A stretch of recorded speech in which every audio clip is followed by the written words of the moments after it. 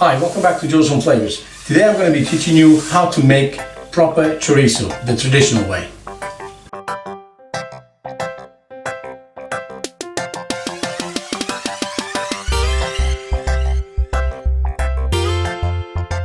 So for our chorizo today, we're going to be needing some meat. This is a leg of pork. In this case we have about 1 kilo, 1.4 kilos. And we're going to be needing some paprika, some salt, pepper, a few garlic cloves, and we're going to be needing some red pepper paste, which I can tell you how to make, or you can see in one of my videos. I'll put it up here so you can go and check it out, which is pretty easy to make as well. And obviously we're going to be needing some casings. In this particular case we have collagen casings, which will do for our recipe. And we'll need some ties. These are food ties, so the ones that your butcher uses. And I have a special funnel, but you can do this with the funnel, with any funnel, and you just use that if you can't find one of these. But these are pretty cheap, and you can buy them online, or you can ask your butcher to about all of this, the casings and the tie-ins and the funnel as well. So let's get on with our process then. So our meat, I've already gotten rid of the skin of the joint, which we're not going to be using, and we have now our leg joint. We need to sort of mince this meat, but not like in a traditional mince way, because obviously we don't want the meat to be too thin. We want chunks of meat to go in our chorizo, and that's how the final product should be. So what we're going to do is use a very sharp knife and start stripping away some of this meat. If you have a sharp knife, this shouldn't be too much trouble. But like I said, this is a traditional way, so you need to do it on the knife. You can use, obviously, if you have a chorizo or a sausage maker, you can probably use that to cut your meat as well. Personally, and I do have one of those as well, I like to do it by hands, because then I control the size of the chunks of meat that are going into my chorizos. Also, we can't strip the meat completely of its fat, because we need the chorizo to have some fat. It's going to add a balance to the chorizo. So yes, we need, otherwise it becomes too dry, and we want that fat in there as well. So using a knife again, so we stripped it first, and then we go back and mince it a little more. Again, don't worry about making it too small, because we want chunks of meat rather than minced meat. Okay, so here we are. So this is the consistency and the size of meat chunks we're going for. So it should look almost like this, or like this, you know. And yeah, so, and now we're going to do the same for the rest of the meat. By the way, have you subscribed already? If you haven't, please do. While I'm doing this, you go on the channel and then subscribe if you haven't, and share with your friends, and then come back, and then by the time we come back, I'll be done with this bit. Okay? So right, so now we have our meat all cut down to the size that we wanted. So not too small, because obviously we want to feel that little pieces of meat inside our chorizo. And now we're going to add everything we need to make this marinade. So I'm going to start with a few bay leaves. I'm going to leave them whole in there, because I'm going to be taking them out once I'm ready to start stuffing this chorizo. So 3 bay leaves, 1.5 tablespoons of salt, rock salt, about 1.5 tablespoons of paprika. In this case it's smoked paprika. Using smoked paprika is a good idea if you like the smoky flavor on the chorizo and you don't have the chance to smoke it. In my particular case, I will be smoking it, but I understand that if you live in an apartment, for example, you don't have it's not very easy to smoke the chorizo, so you can use other ways around it. You can use smoked salt, which also you can buy from the store, or smoked paprika, and that will give it the smoky flavor from the inside rather than from the smoke itself. So you can use that, or you can go with the plain paprika, sweet paprika. Or if you want to add a little bit of more kick to it, you can use spiced paprika as well, so hot paprika. I have about 2 teaspoons of white pepper. I have also about 2 tablespoons of my red pepper paste, which is I'll put a link up here so you can see how I make this paste, and this is just one of the uses I use it for, but there's like hundreds of different ways you can use this paste. And I have about 6 garlic cloves. Here now it comes to your sort of taste, so it depends on how much of garlic you like. This is the original recipe as I know it, but obviously if you don't like that much garlic, you can reduce that, and then obviously when the marinade is complete, you will taste it and see if it needs something else, or if it needs a little bit more garlic or a little bit more salt, and that's up to you. Okay, so we need to crush our garlic into our marinade. Okay, now we have all our ingredients in this bowl. I'm going to add 50 ml of red wine. You can either skip this step altogether.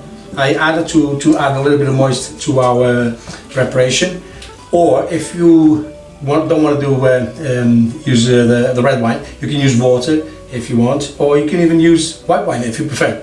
This will add this red wine will add a little bit of color, but in flavor, but it will also add a little bit of moist, which we'll need to help our marinade. Okay, so now we need to get our hands in there and marinate the whole thing.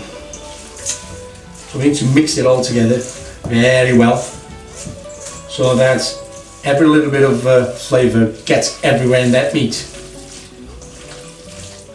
Once you're happy that you've mixed everything together, you need to leave it to rest and to marinate for I would say 24 hours. That would be my advice. But if you can, just leave it in the fridge for maybe a day and a half, so 36 hours, and so then we'll need to try our meat to find out if it's good, or if it needs anything else, if it needs a little bit more salt, or if it needs more flavor or pepper, and then so we just tweak the flavors if we need to, and then we know that we can move on to make the actual chorizos. We've had it in the fridge for about about 24 hours, give or take, and we're now ready to find out if the flavors are where we want them, or if it needs anything else. So what we do is we take a little bit of the meat, so we can try it like that, and then we put it on a frying pan, and we just cook that a little bit. So if it's not too salty, it's a good sign, because obviously when the chorizo cures, the salt will prevail, because obviously we're removing moist to the whole chorizo, and obviously the salt remains behind. Okay, so our meat is cooked. Let's try that and see if that is delicious or what. Just cool it down a little bit so I don't burn my tongue. I'm now going to oh yeah, really nice. So I guess we're ready to go on with the process. Okay, so now we have our casings, and we need our funnel as well.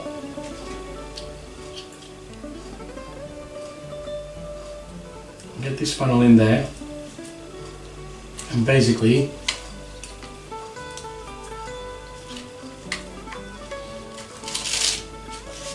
sorry, I had to get rid of my gloves because they were getting in my way. Okay, and they were preventing me from doing my task.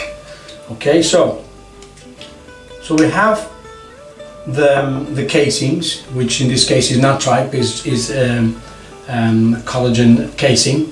I have rehydrated in water, so it's easier to maneuver. And yeah, and now we can get and starts filling this with chorizo, basically. So get our funnel and just getting the meat in there and just push it down. This is a bit of a tedious process, but it's also again, like I said, traditional, and yeah, it's kind of a Zen process, because you know you're doing it the proper way, the old-fashioned way. And yeah, there's nothing wrong with that. Okay, so just keep pushing and pushing, and it will go down naturally. The advantage of using these sort of casings rather in alternative to say natural tripe, which I use as well sometimes, is that in terms of it's stronger. So yeah, it's better to use this sort of casings rather than natural tripe, because it's stronger, so it holds better, it's easier to work with, and yeah, you just push it down a little bit, and yeah, just get on with it. Talking about the curing process, there's a couple of ways that you can do this. So you can either just cure it, or you can smoke it as well if you have where to. There's fish smokers that you can get and you can use in your house, in your kitchen, which would be an option. Or if you want to do it completely natural, you just hang it in a dry, dark place, so where there's no sunlight, and leave it there for about 20 days, and then your chorizo will be ready. Okay, so now we have our chorizos here in almost one single chorizo. I say almost because it broke, the casing broke down earlier, and I have two now instead. Anyway, so we need our we need to have our cord, and I'm going to start with this little one. So the little one, what you can do is you cut a section of cord like this, and obviously you can tie a nut to the two ends like this, and become something like this, and then go onto the middle of the sausage. In this case, we're going to do in the middle, and just twist. So find a section, pinch with the fingers, and then just twist it a little bit, like that. So now that it's twisted, you take this one, which is a loop, take it up on one side like that, pull it through, and it's done. That's all you need to do, because now you have a loop, and this is what you will use to hang it. So you don't need to actually section them. You can section them this way. Okay, so that's one. Now we have a few sections already cut down here. I'm going to do a couple more, so you know what I'm on about.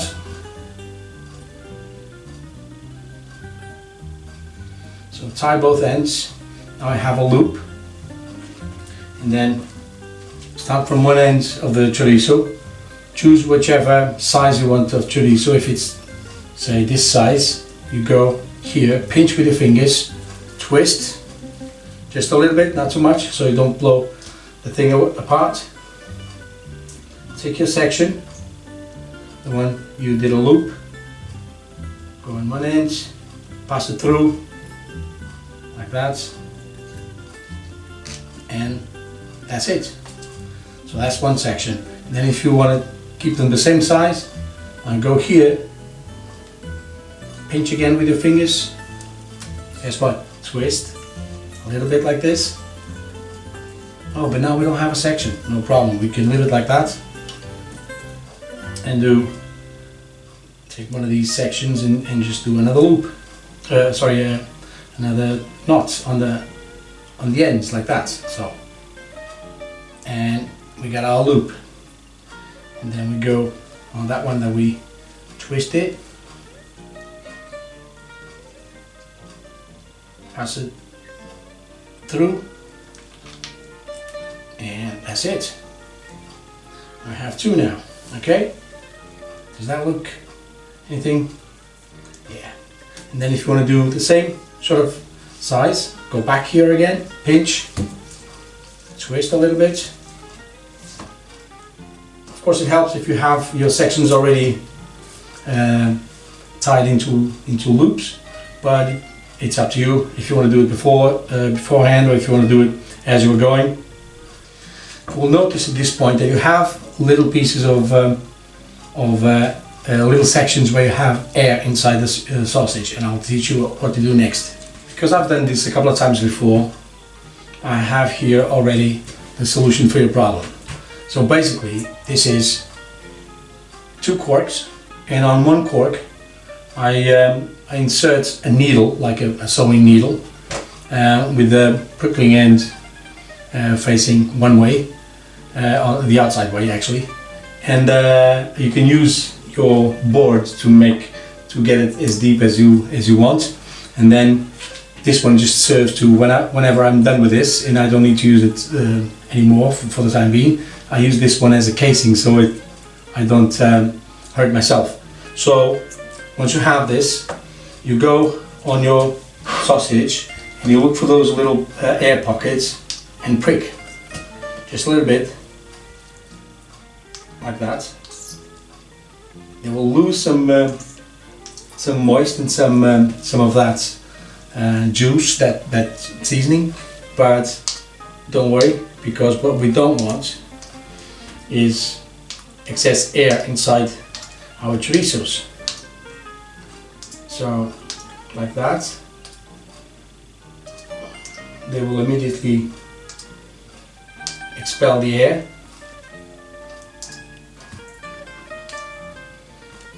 Yeah, like that. See, I don't know if you can see it, but see, and they will shrink in time, because obviously as they cure, they'll lose.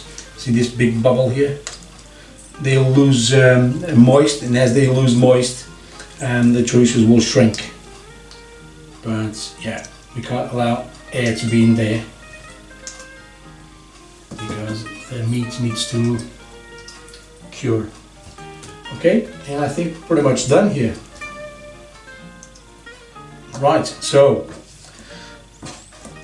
I'm going to get myself onto the smoker, and yeah, and then I think I need a bigger plate. So I'm going to get myself onto a smoker so that we can smoke these bad boys and see how they look once they are done.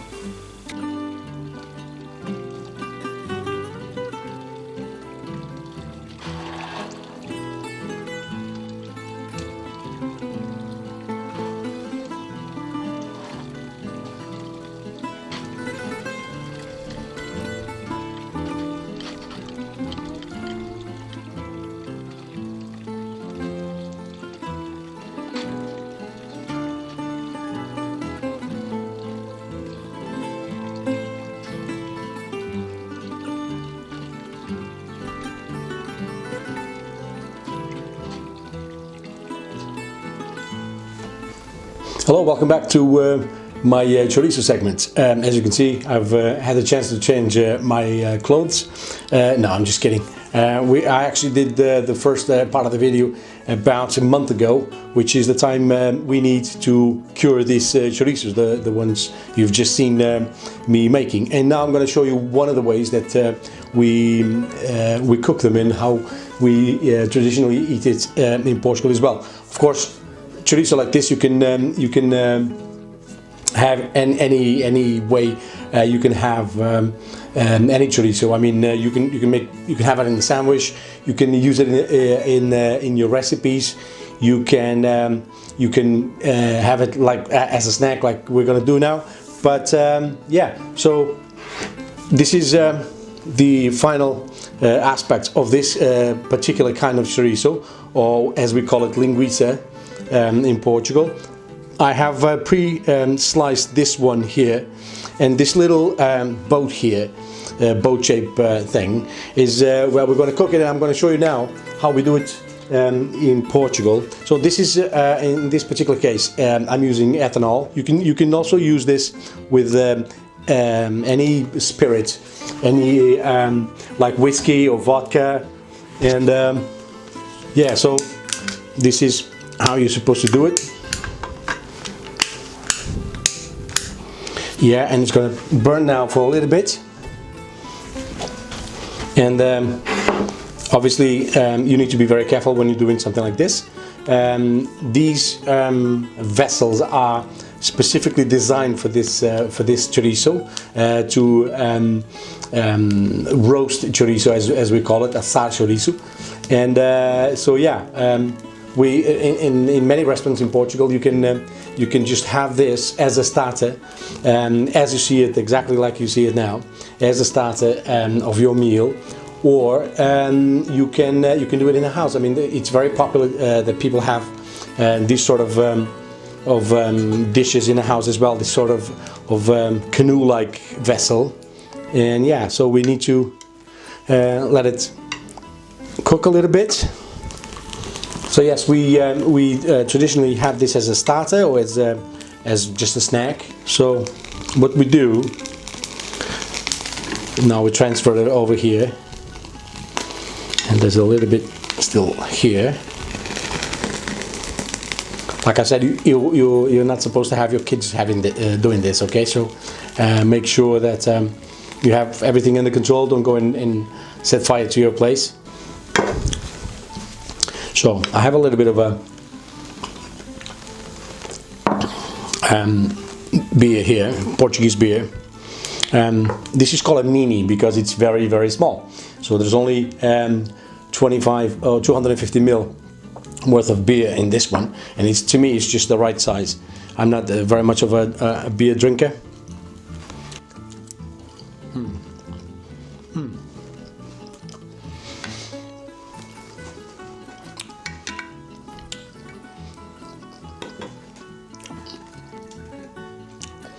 This is absolutely gorgeous. This chorizo, I've cheated. I've tried it before.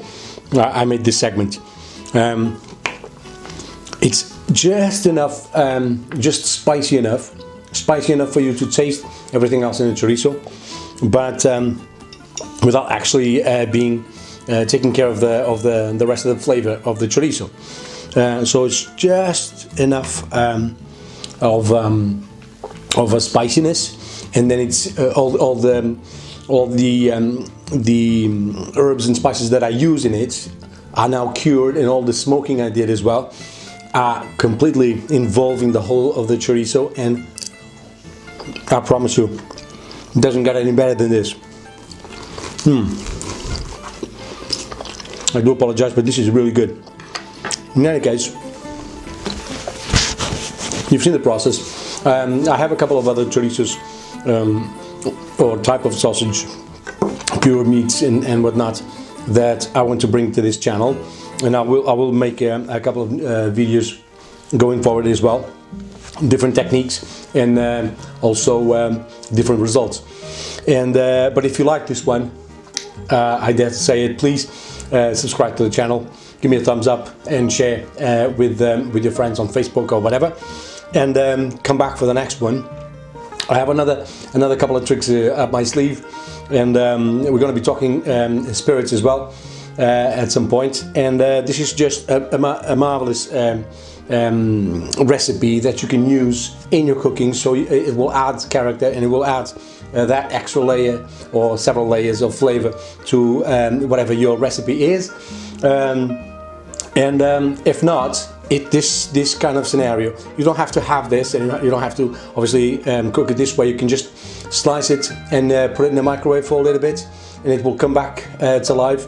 It will cook in really fast, and so you can do that way, or you can roast it in the oven. You can fry it in the frying pan. Just slice it and fry it in a little bit of heat. It doesn't need any added fat, because obviously it's got its own fat. And yeah, I think it's a very good way to get into the world of cured meats and smoked cured meats in this particular case. Don't have to smoke it as well. This is you can use smoked paprika when you're doing the spicing and the spice mix. You don't have to smoke it, you just have to cure it. It will take about 20 to 30 days when hanging on a dry place in a kitchen. It doesn't need any special care. I would, if I were you, just give it a coat of olive oil on the outside, so it prevents mold from forming, and then it should dry naturally. And like I said, because it's not too thick, it will dry in about 20 days or 25 days. And you can do this regularly if you want. Once it's cured, don't leave it out too long to dry, because it will keep on drying. So once you're happy with the consistency and with the level of cureness of the meat, you can then freeze it. You can put it in plastic bags and freeze it, and just use it whenever you need it. You can just defrost it or use it completely frozen in your recipes, and it will thaw in the cooking process. Okay, thank you very much for watching this one, and I hope to see you on the next one. Please don't forget to subscribe, and yeah, and I'll see you soon. Bye bye.